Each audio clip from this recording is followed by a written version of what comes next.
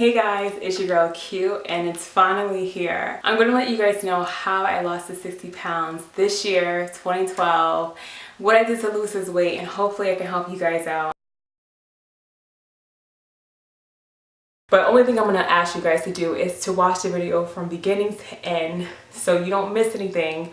Because if you ask me a question that I already answered in this video, I'm gonna just refer you back to this video. So yeah, make sure you subscribe because I'm gonna do follow-up videos as well. Anything that I leave out on this video will be in another video. Without further ado, let's get into the video.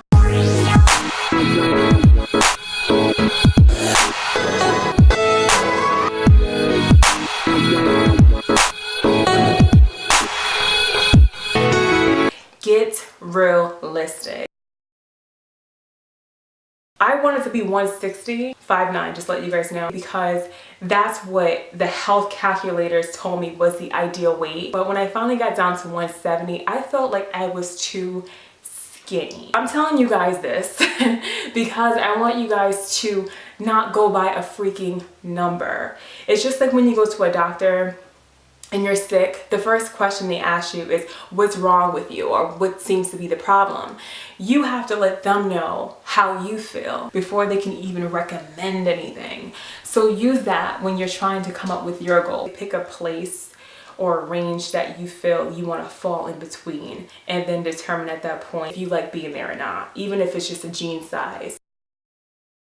Once you set goals for yourself that's unrealistic and not obtainable, what's going to happen is you're going to be discouraged to continue on your journey. You're going to be like, oh, I didn't reach it and this is not going so well. It's because you're being unrealistic and you're not going to get there being unrealistic.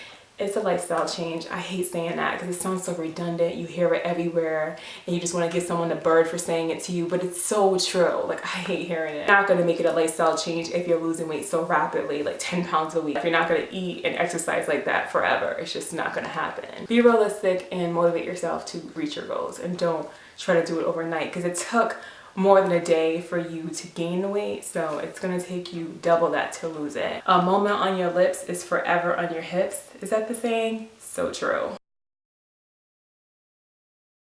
I literally woke up 20-30 minutes later, I exercised. If I did not wake up and exercise, then I will make every excuse not to throughout the day. I'll be checking my email like, oh, I can't exercise right now, they have a sale. No. What I do is I wake up in the morning, brush my teeth, drink my water, turn off that freaking phone, and then I start my workout routine. After that, I make sure that I have my coffee.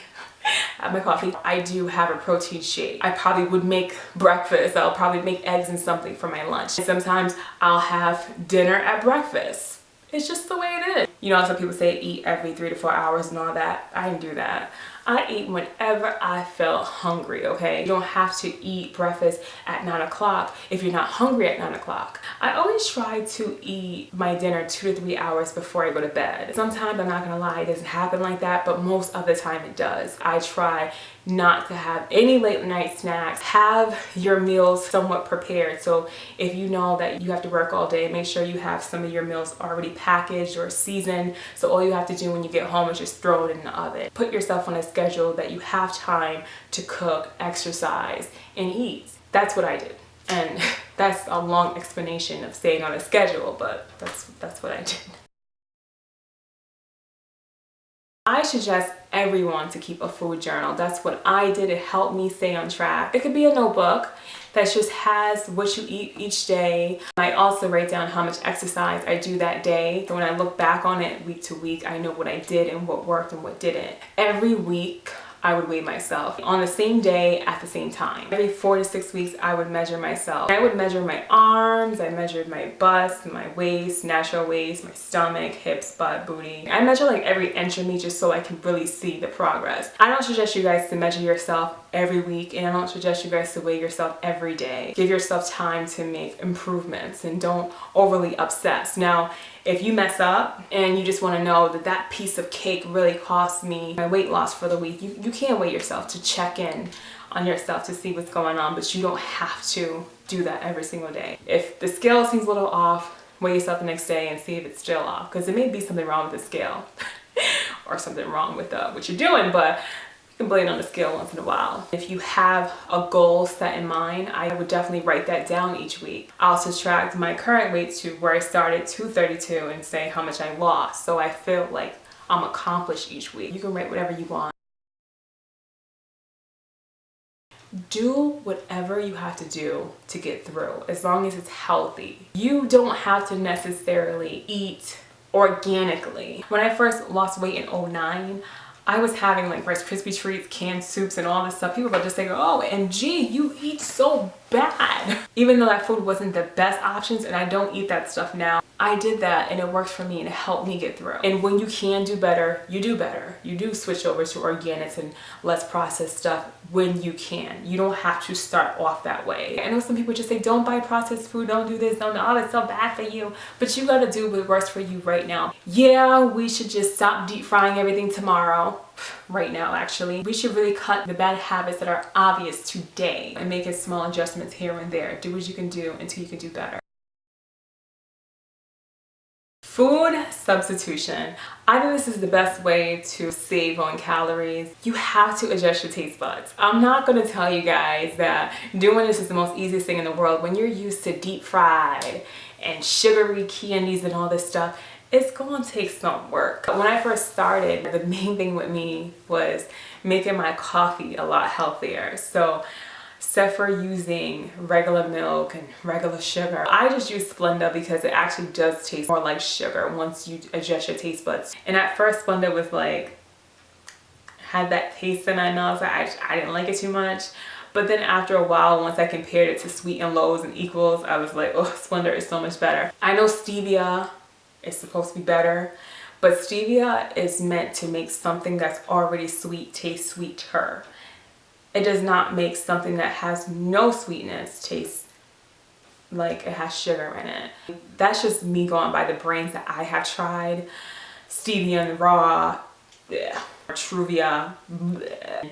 But you could try the other sweeteners, and you could try stevia too, I guess, because everyone's saying it's so great. But anyway, the first time around I was using the 1% milk, but now I'm actually switched to almond milk. I try to use almond milk instead of regular 1%, 2% skim milk. You can have a full cup of that milk and it's only 35 to like 50 calories depending on what brand you get. And it has the same amount of calcium, if not more.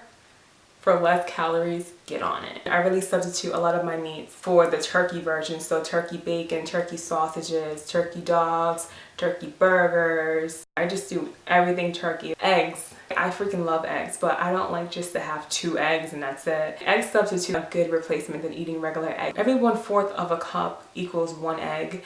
And that's like only 30-35 calories. If you have 2 servings of egg substitute, which equals 2 eggs, it's still less calories than 1 egg. You have to make substitutions like that. Except for me having like French fries, I'll have carrot fries. I know, at first I was not a fan of the idea either, but there's just so many things that you can do to substitute. Tweak your taste buds. It's not gonna be easy at first, but you can get used to it. And it's not the most horrible thing in the world. Don't turn your nose up. Try it. Portion control. I buy those 100 calorie baggies and I put the serving size in those baggies so whenever I have the urge to go get me something salty and sweet, I reach for a baggie instead for reaching for a bag of chips, okay? I'm so guilty of buying a bag of chips. I would sit there and say that it says you can have 20 chips. I would like have the bag in front of me and try to pick out 20 chips. But then if one was broken, I'll be like, oh, that was a broken chip, so it doesn't count. I can have another one. See, that's why you need to put stuff in baggies so you know, like, no girl, 20 chips is 20 chips. If they are broken, you can weigh it and put it in the baggies that way. Because they usually tell you how many you can have and how many ounces. So that helps as well to have a food scale. Whenever I buy raw food, I definitely weigh it first, so I know how much calories it has, because 3 ounces, 4 ounces of chicken is kind of hard just to tell how much it weighs by looking at it. You bag up everything that you buy that has more than 1 serving. Know what your serving sizes are.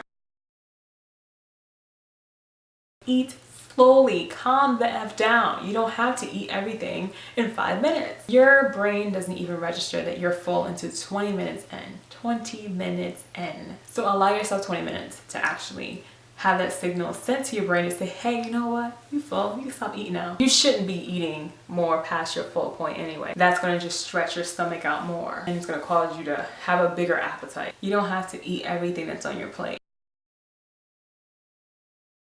If I exercise, I eat more. If I don't exercise, I eat less. My calorie intake, I will eat anywhere between 1,200 to 1,600 calories a day. The days where I exercise, I usually eat between 1,400 and 1,600. The days I don't exercise, I eat like 1,200 calories a day. When I say that to you guys are like, oh my God, are you serious? Like, you only eat that many calories and lose? Let me tell you, my plate, like, I'm gonna show you guys. I have to do another video and show you guys what I eat to lose weight. My plate looks like I have so much food. It's like only 400 calories for everything on my plate. I eat a lot, but I don't eat a lot of junk.